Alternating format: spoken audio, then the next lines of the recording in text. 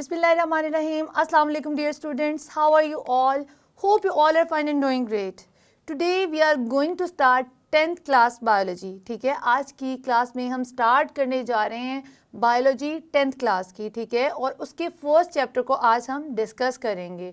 What is the name of the first chapter? The first chapter is gaseous exchange. ठीक है, जो हमारा पहला चैप्टर है वो क्या है? gaseous exchange.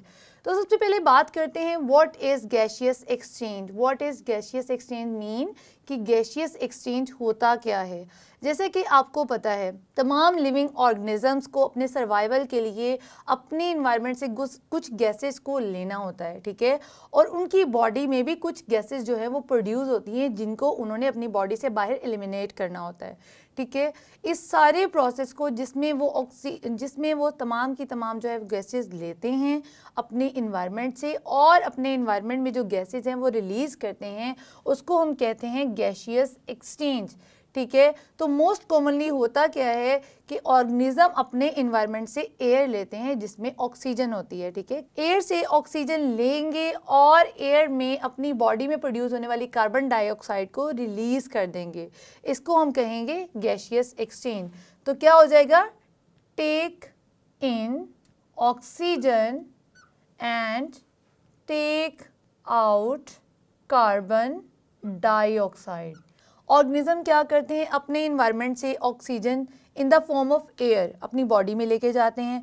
वहाँ पे उनकी बॉडी में लंग्स के अंदर जो है वो गैस एक्सचेंजेस होती हैं. ठीक है, उनकी बॉडी को जो रिक्वायर्ड ऑक्सीजन है वो दे दी जाती है और बॉडी में प्रोड्यूस होने वाली जो कार्बन डाइऑक्साइड है वो उस ब्लड में या उस एयर में शामिल हो जाती है. ठीक है, अब ये सारा प्रोसेस जो है ना वो लंग में होता है. ठीक है, और वाया ब्लड कैपिलरीज. ठीक है, ब्लड कैपिलरीज के अंदर जो है ये सारा का सारा गैस एक्सचेंज होता है. लंग के अंदर से जो ऑक्सीजन है वो कहाँ आ जाती है? ब्लड में आ जाती है. और ब्लड के अंदर जो कार्बन डाइऑक्साइड है ये कहाँ चली जाती है? लंग्स में चली जाती है, जहाँ से वो एयर के ज़रिए बाहर इन्वायरमेंट में चली जाती है.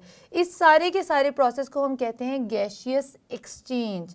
ठीक है, अब आपने गैशियस एक्सचेंज को ब्रीदिंग और रेस्पिरेशन को जो है मिक्सअप नहीं करना. They both are different processes. ठीक है, रेस्पिरेशन एक डिफरेंट प्रोसेस है, ब्रीदिंग एक डिफरेंट प्रोसेस है. मोस्ट कॉमनली क्या समझा जाता है कि रेस्पिरेशन भी सांस लेने का अमल है. ठीक है, हालांकि ऐसा नहीं है. अब बात करेंगे सेलुलर रेस्पिरेशन की. सेलुलर रेस्पिरेशन होता क्या है? एक्चुअली ये ऐसा प्रोसेस है जिसमें आपकी बॉडी में मौजूद जो एनर्जी होती है उसको यूटिलाइज किया जाता है. किस तरह से यूटिलाइज किया जाता है? By the break down of carbon hydrogen bond. ठीक है, आपकी बॉडी में किस फॉर्म में एनर्जी स्टोर होती है? एटीपी की फॉर्म में. ठीक है, या ग्लूकोज की फॉर्म में. तो ग्लूकोज में मौजूद कार्बन हाइड्रोजन बॉन्ड जो है ये ब्रेक डाउन होता है. कौन से रिएक्शन से? ऑक्सीडेशन रिडक्शन रिएक्शन से. ठीक है, कौन से रिएक्शंस होते हैं? Oxidation reduction reaction. इनको हम रिडॉक्स रिएक्शन भी कहते हैं. ठीक है, जिसमें आपकी बॉडी में ऑक्सीजन को एब्जॉर्ब कर लिया जाता है और हाइड्रोजन को रिलीज कर दिया जाता है. तो सेलुलर रेस्पिरेशन में होता क्या है? आपकी फूड में मौजूद कार्बन हाइड्रोजन बॉन्ड की ब्रेकडाउन होती है by oxidation reduction reaction and energy is form. ठीक है, इसको हम कहते हैं सेलुलर रेस्पिरेशन. एनर्जी किस फॉर्म में प्रोड्यूस होती है? एटीपी की फॉर्म में. ठीक है, अब इसकी 2 टाइप्स होती हैं. सेलुलर रेस्पिरेशन की कितनी टाइप्स होती हैं? 2 टाइप्स होती हैं. The first one is aerobic respiration and the second one is anaerobic respiration. आपकी बुक में सिर्फ एरोबिक रेस्पिरेशन को डिस्कस किया गया है, हम अभी बात करेंगे एरोबिक रेस्पिरेशन की. ठीक है, एरोबिक रेस्पिरेशन वो वाली रेस्पिरेशन होती है जिसमें क्या यूज होता है? Oxygen is used, O2 is used and there is a complete oxidation of food. ठीक है, फूड completely ऑक्सीडाइज हो जाती है और इसमें क्या होता है? ऑक्सीजन यूज होती है, मतलब ऑक्सीजन मिलती है आपकी ग्लूकोज के साथ. ठीक है, और इसके रिजल्ट में energy, water and carbon dioxide जो है वो प्रोड्यूस होते हैं. इसकी इक्वेशन को हम यूँ लिख सकते हैं, ग्लूकोज प्लस ऑक्सीजन. तो इसका जो बाय प्रोडक्ट है वो क्या बनेगा? Carbon dioxide plus energy and water. ठीक है, ये इसकी बाय प्रोडक्ट्स हैं. अब बच्चों आपके लिए ये समझना बहुत इम्पॉर्टेंट है कि सेलुलर रेस्पिरेशन हमारी बॉडी में क्यों होती है। आपकी बॉडी में मौजूद हर सेल को, ठीक है, हर सेल को अपना काम करने के लिए, अपना प्रॉपर फंक्शन परफॉर्म करने के लिए एनर्जी की ज़रूरत होती है। अब वो एनर्जी आती कहाँ से है? एनर्जी आती है सेलुलर रेस्पिरेशन से, ठीक है। एनर्जी कहाँ से आएगी? Cellular respiration. जैसा कि आपकी बॉडी का ये एक सेल है, ठीक है, इसके अंदर है ग्लूकोज मौजूद, ठीक है। अब इस सेल ने एनर्जी लेनी है तो ये क्या करेगा? ये आपके ब्लड में मौजूद जो ऑक्सीजन है ये उसको यूज़ करेगा, अपने साथ कंबाइन करेगा और ये वाली बाय प्रोडक्ट्स बनाएगा जिसमें एनर्जी प्रोड्यूस होती है और इस एनर्जी को वो अपनी एक्टिविटीज़ के लिए यूज़ करेगा। अब इसका जो बाय प्रोडक्ट है कार्बन डाइऑक्साइड, जैसा कि मैंने आपको बताया था कि आपकी बॉडी में प्रोड्यूस होती है कुछ गैसेस। अब सेलुलर रेस्पिरेशन के रिजल्ट में भी कार्बन डाइऑक्साइड प्रोड्यूस हो रही है। अब ये कार्बन डाइऑक्साइड जो है ये आपके ब्लड में शामिल हो जाती है, ठीक है। आपके ब्लड से ये जाती है लंग्स में और लंग्स से ये आपकी सांस के ज़रिए इन्वायरमेंट में चली जाती है।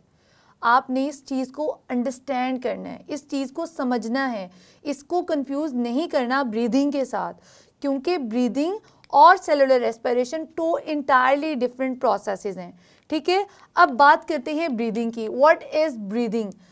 Organism take air from their environment. Organism जो होते हैं अपने इन्वायरमेंट से एयर लेते हैं और उस एयर में मौजूद ऑक्सीजन को यूज़ करते हैं, अपनी बॉडी के अंदर लेके जाते हैं।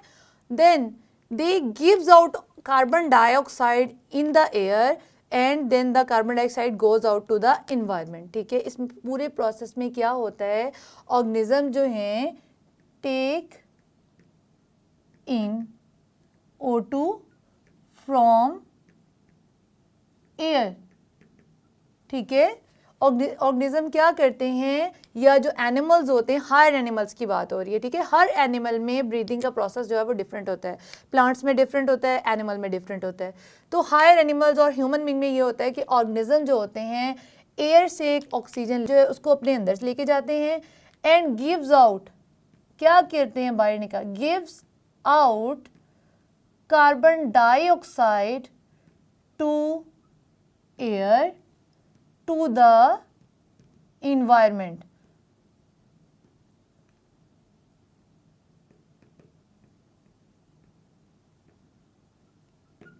ठीक है। ऑर्गेनिज्म जो हैं एयर से ऑक्सीजन लेते हैं, एयर में अपनी बॉडी की कार्बन डाइऑक्साइड को शामिल करा देते हैं और इस तरह से कार्बन डाइऑक्साइड हमारी बॉडी से इन्वायरमेंट में चली जाती है। अब बात करते हैं, आपको ये क्वेश्चन आ भी सकता है कि what is the difference between breathing and respiration, ठीक है। Respiration is actually energy yielding process, ठीक है। रेस्पिरेशन को हम क्या कहते हैं? एनर्जी यील्डिंग प्रोसेस भी कहते हैं। ब्रीदिंग होता है सांस लेने का अमल, ठीक है। ब्रीदिंग एक्चुअली क्या होता है? सांस लेने का अमल। ब्रीदिंग के 2 स्टेप्स होते हैं, the one is inspiration and the second one is expiration, ठीक है। इंस्पायरेशन वो होता है जिसमें हम सांस को अंदर लेके जाते हैं, एक्सपायरेशन वो प्रोसेस होता है जिसमें हम सांस को बाहर लेके आते हैं, ठीक है। इसके 2 टाइप्स हैं। The first one is inspiration and second one is expiration, ठीक है। जबकि जो रेस्पिरेशन की 2 टाइप्स है उसमें आ जाता है aerobic respiration and anaerobic respiration. अब बात करते हैं एरोबिक की और एनएरोबिक की। एरोबिक में ऑक्सीजन यूज़ होती है जबकि एनएरोबिक जो है ये विदाउट ऑक्सीजन होती है, इसमें ऑक्सीजन यूज़ नहीं होती, ठीक है। और सेकंड डिफरेंस, ये इसका फर्स्ट डिफरेंस है। सेकंड डिफरेंस पे आते हैं, it is a mechanical and physical process. Breathing जो होता है ये मैकेनिकल और फिजिकल प्रोसेस है, ठीक है। जबकि जो रेस्पिरेशन होता है ये कौन सा प्रोसेस है? ये मैकेनिकल तो होता है बट ये बायोकेमिकल प्रोसेस होता है, ठीक है। इसमें बायोमोलिक्यूल्स की ब्रेकडाउन होती है, ठीक है, जैसे कि हमने ग्लूकोज की ब्रेकडाउन की बात की थी।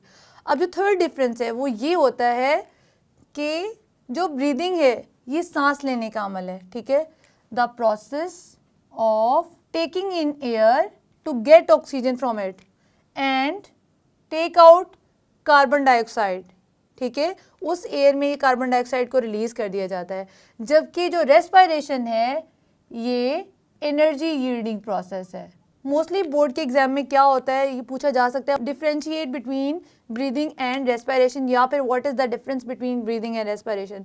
ठीक है, तो आप अगर इन 3 स्टेप्स को अच्छे तरीके से डिस्क्राइब कर देंगे तो यू कैन गेट 2 मार्क्स। ठीक है, क्योंकि ये ऑब्जेक्टिव में पूछा जा सकता है। इसके अलावा आपने गैसियस एक्सचेंज की डेफिनेशन, सेलुलर रेस्पिरेशन के पूरे प्रोसेस को अच्छे तरीके से अंडरस्टैंड करना है। इसकी 2 टाइप्स भी पूछी जा सकती हैं, जो कि एरोबिक एंड एनएरोबिक रेस्पिरेशन है। ठीक है, आपने बहुत अच्छे तरीके से इसको जो है वो याद करना है और मेमोराइज करना है।